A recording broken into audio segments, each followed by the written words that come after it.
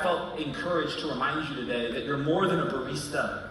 You're a connector. You're an encourager.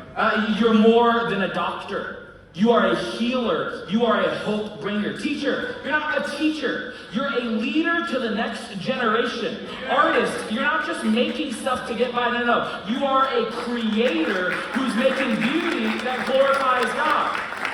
Investor, guy in finance, you're not just a money guy. No, you are a steward. You're creating generational wealth to bless God's kingdom.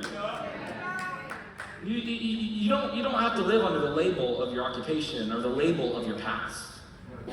The label of your mistakes, the label of what you've done. No. You have to step into the label of God's calling on your life.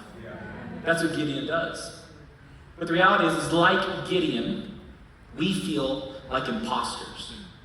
You see, God shows up to Gideon and he says, hey, Gideon, you're a mighty warrior. And Gideon responds, he goes, pardon me?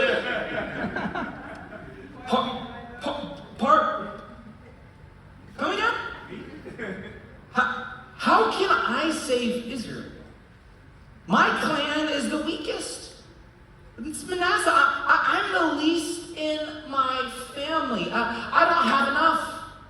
My family line, where I come from, my heritage, my people, it's not fair. Surely you can't use me. God says, no.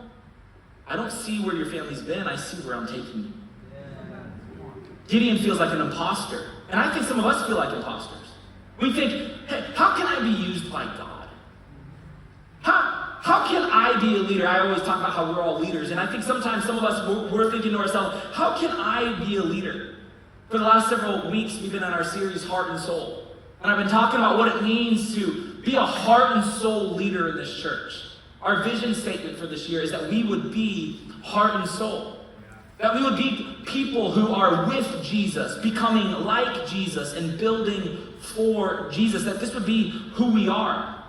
But I've been sensing over the last several weeks that although we want to be it, some of us have been thinking, that's great, Pastor, but who am I?